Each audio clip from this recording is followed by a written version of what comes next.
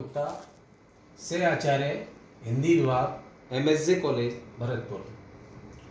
आज हम BA BSc BCom part प्रथम व्याकरण के पाठ संक्षेपण या संक्षिप्तीकरण जो आपके पाठ्यक्रम में 5 अंकों का जो दिया गया है उसके बारे में हम चर्चा करेंगे।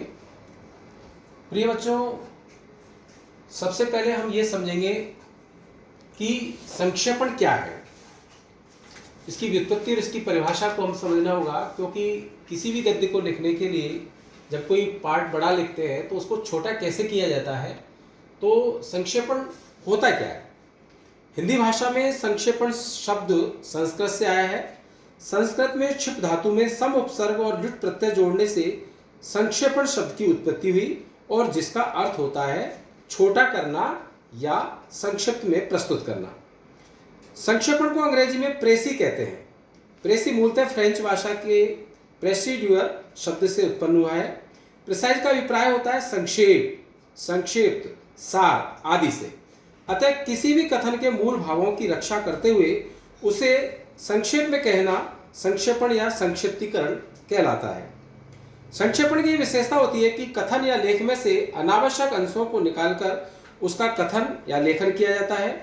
संक्षेपण को हम इस प्रकार से समझ सकते हैं, जैसे वास्तव में किसी विस्तृत विवरण, सविस्तार व्याख्या, कोई वक्तव्य, कोई पत्र व्यवहार, कोई लेख आदि के तथ्यों और निर्देशों के ऐसे संयोजन को संक्षेपण कहते हैं जिसमें अप्रासंगिक, असंबद्ध या कोई पुनरावृत्त या अनावश्यक बातों का त्याग करें और सभी अनिवार्य, उपयोगी और मूल तथ्यों का प्रभावपूर्ण और संक्षिप्त संकलन करें। किसी लिखित सामग्री को मूल के लगभग 1/3 भाग में संक्षिप्त रूप में सहज भाषा और व्यवस्थित रूप में प्रस्तुत करना ही संक्षेपण कहलाता है। संक्षेपण उसे कहते हैं जिसमें एक विस्तृत मूल संदर्भ का यथार्थ, स्पष्ट, पूर्ण और सुसंबद्ध लेकिन संक्षिप्त रूप में तथा सहज भाषा में प्रस्तुत किया गया हो। इसी तरह से एक परिभाषा और कही जाती है कि संक्षेपण से अभिप्राय ऐसी रचना से है जिसमें किसी वक्तव्य, लेख, निबंध, अनुच्छेद आदि में व्यक्त किए भावों को संक्षेप में प्रस्तुत किया जाता है। यह संक्षिप्त रूप स्वतः पूर्ण, स्पष्ट, तारतम्य युक्त और प्रभावी होना चाहिए। संक्षेपण की आवश्यकता क्यों होती है, ये हम दूसरे बिंदु में हम पढ़ेंगे। विज्ञान के इस युग में जबकि प्रगति तीव्र गति से हो रही है, मनुष्य प्रत्येक काम को शीघ्र और सरलता से करता है। उसे किसी भी काम में अनावश्यक विलंब स्वीकार नहीं होता। आज का मानव बहुत व्यस्त है, उसे अपने जीवन निर्वाह संबंधी कार्यों से इतना समय नहीं मिलता कि वह किसी विस्तृत विवरण को पढ़ने का समय निकाले या किसी विस्तृत प्रवचनों को या गद्यांश को पढ़े। हम सब अक्सर अनुभव करते हैं कि किसी उपन्यास, कोई कहानी, कोई नाटक या फिल्म की संक्षिप्त कहानी किसी मित्र या अन्य व्यक्ति से सुननी पड़े तो इस बात का महसूस होगा कि कोई तो थोड़े समय में ही प्रभावशाली ढंग से उसे सुना देता है और कोई बहुत अधिक समय में उसे ठीक से नहीं समझा सकता। तो आज के इस युग में लगभग प्रत्येक कार्यालय में अपने से उच्च अधिकारी के सामने कार्यालय की दैनिक विभिन्न कार्यवाही को या किसी विशिष्ट मामले को संक्षेप में प्रस्तुत करना होता है। इसका कारण यह भी है कि किसी भी उच्च अधिकारी के पास प्रत्येक पत्र या मामले को विस्तार से पढ़ने या विस्तार से समझने का समय नहीं रहता है, वो स्वाभाविक है। यदि अधिकारी वर्ग प्रत्येक मामले को विस्तार से स्वयं ही पढ़ने या समझने लगेगा तो कार्यालय के अनेक कार्य पिछड़ जाएंगे।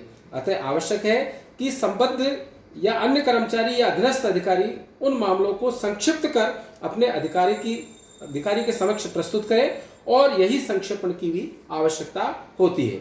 जब हम किसी भी कार्यालय में अपनी समस्या को लेकर जाते हैं तो हमें उसे संक्षिप्त और प्रभावी ढंग से प्रस्तुत करना होता है। हमारे सामने प्रस्तुतिकरण पर हमारी समस्या का यथाशीघ्र समाधान हो जाता है। तो संक्षेपण आज के व्यस्त जीवन में अति आवश्यक है और इसी से संक्षिप्तीकरण की सार्थकता भी सिद्ध हो जाती है। अब आता है संक्षेपण का महत्व क्या है, क्योंकि संक्षेपण में यदि हम बात नहीं करेंगे, संक्षेप में हम बात नहीं करेंगे तो यथा रूप से जो है वो विस्तार की आवश्यकता होने पर गड़बड़ हो सकता है। तो संक्षेपण का महत्व न केवल व्यवहारिक दृष्टि से अपितु शिक्षण की दृष्टि से भी महत्वपूर्ण है। किसी भी विषय के मूल भाव तथा मुख्य तथ्यों तक पहुंचने में संक्षेपण अति महत्वपूर्ण है। यह लेखन क्षमता को परिपक्व और सुगठित बनाता है। संक्षेपण में भाषा का परिष्कार होता है, मूल बात तुरंत समझ में आ जाती है। प्रशासनिक सेवाओं में भी इसकी आवश्यकता बिल्कुल असंदिग्ध है। आधुनिक युग में दूरसंचार के माध्यमों में संक्षेपण की महत्ता है।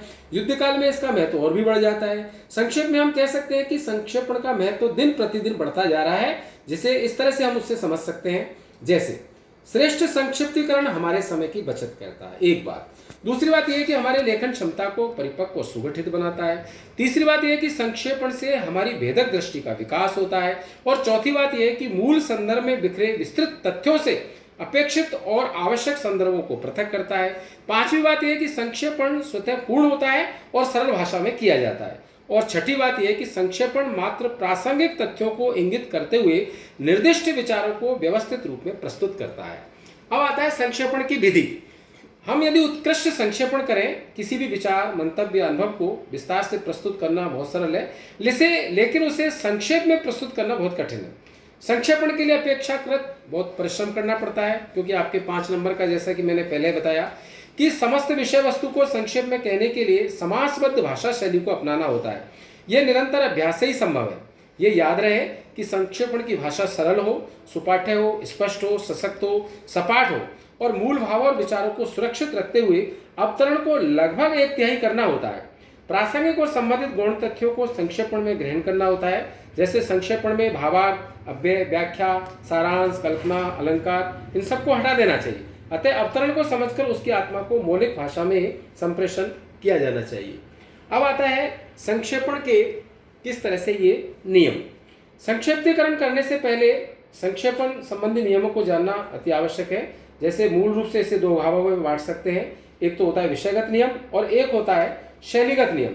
जैसे विषयगत नियम में जिस मूल अवतरण का संक्षेपण करना हो उसे हम 2-3 बार बहुत अच्छी तरह से पढ़ें, समझें उसे। मूल के भावार्थ को समझ लेने के बाद उन आवश्यक शब्दों, वाक्यों अथवा वाक्य खंडों को रेखांकित करो। फिर संक्षेपण को हमेशा अपने ही शब्दों में लिखो। उसके बारे में किसी प्रकार की टिप्पणी, आलोचना नहीं करनी चाहिए। केवल उसका मूल सार यानी अवतरण का लगभग 1/3 भाग ही लिखना चाहिए। संक्षिप्तीकरण में अनावश्यक शब्दों का प्रयोग नहीं करें जब तक आवश्यक न हो। एक शब्द को दोबारा बार बार नहीं दोहराएं। संक्षेपण का शीर्षक उसके मूल भावों के अनुसार सभी तथ्यों को समेटते हुए हो। लघु और कम शब्दों वाला शीर्षक ही अधिक उपयुक्त रहता है। दूसरी इसमें जो नियम आता है वो आता है शैलीगत नियम। संक्षेपण संबंधी शैलीगत नियम निर्देशों को बहुत अच्छे ढंग से पढ़ें। जैसे संक्षेपण अन्य पुरुष शैली में होना चाहिए। सामान्यतः संक्षेपण अप्रत्यक्ष कथन में लिखा जाना चाहिए। मूल अवतरण में से केवल उन्हीं शब्दों को लिखा जाना चाहिए जो पूर्णतः वांछनीय हो और जरूरी हो। संक्षेपण में शब्दों की पुनरावृत्ति नहीं होनी चाहिए। भाषा सरल, अलंकृत और सुगठित हो। संक्षेपण में मूल अवतरण के वाक्य खंडों के एक शब्द का प्रयोग करना चाहिए। जैसे मान लो वाक्य खंड दे रखा हो कि ईश्वर में विश्वास रखने वाला, तो आप उसके लिए एक शब्द लिख सकते हो। वो होता है जैसे आस्तिक शब्द का प्रयोग। इस तरह से संक्षेपण के जो नियम है, इन सबको ध्यान में रखते हुए आपको 5 नंबर में से आप अधिक से अधिक नंबर आप ला सकते हैं। ये आपकी विशेषता के ऊपर निर्भर करता है। अब हम जो है आप, क्योंकि इसका और आप अध्याय करेंगे कि जैसे कोई आपके पाठ उसमें दिया गया है वो आप देखें। धन्यवाद।